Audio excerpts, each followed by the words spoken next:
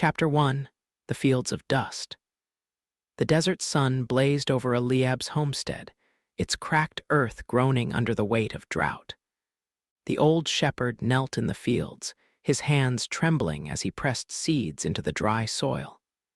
Behind him stood his sons, Caleb, his tunic stained with sweat and dirt, eyes sharp as flint, and Levi, his fingers drumming against his thigh, gaze fixed on the distant horizon where the desert met the sky.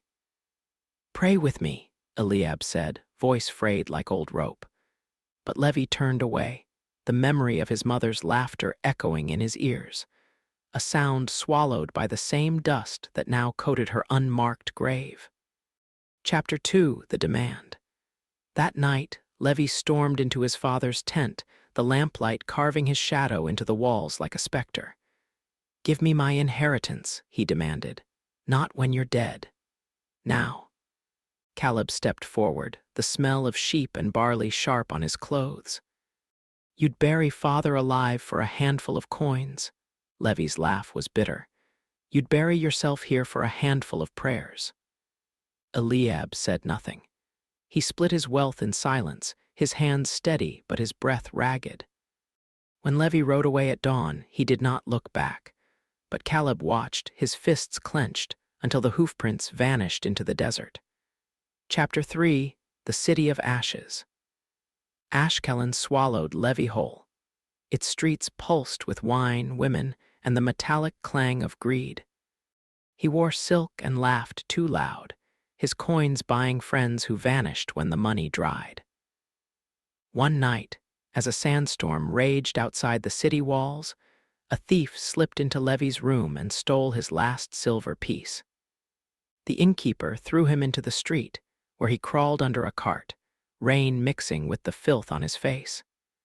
"This is what freedom tastes like," he whispered to the rats. Chapter 4. The Pigsty. Hunger drove Levi to a Gentile's farm where he begged for scraps. The farmer sneered. "Work with the pigs or starve." For days, Levi shoveled rotting slop, his blistered hands trembling as the pigs nosed his ankles. One morning, he found himself eye to eye with a lamb wandering into the sty, plump, clean, innocent. He lunged for it, desperate, but the farmer's whip cracked across his back. "Even the sheep are worth more than you," the farmer spat. Levi collapsed, the truth crashing over him. "My father's servants eat bread. I am dying here alone." Chapter 5. The Road Home. He walked for weeks. The desert sun peeled his skin, his sandals frayed to threads. At night, he heard his mother's voice in the wind. "Turn around, Levi. He's waiting." One dusk, the silhouette of his father's house appeared on the horizon. Levi froze, shame rising like bile. "I'll beg to be a servant," he muttered. "A slave. It's more than I deserve."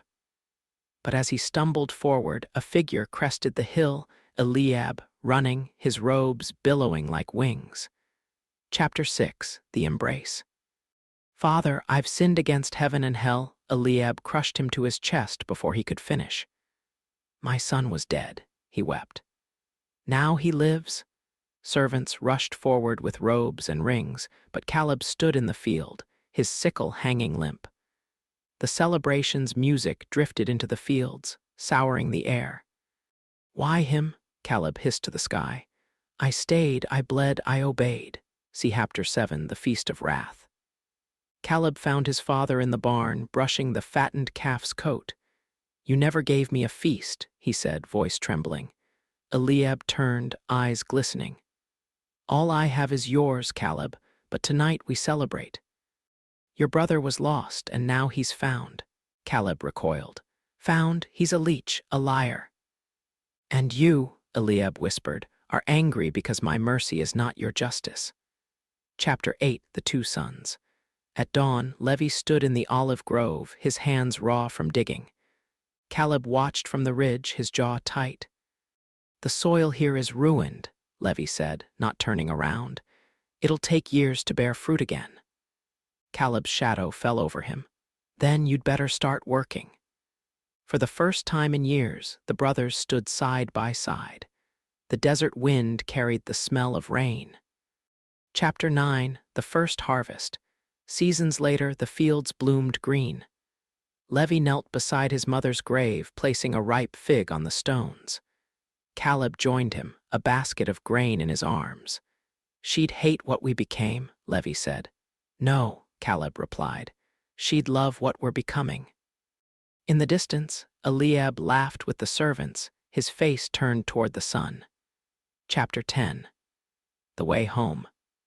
The camera pans across the restored homestead, children running through the fields, goats grazing where pigs once rooted.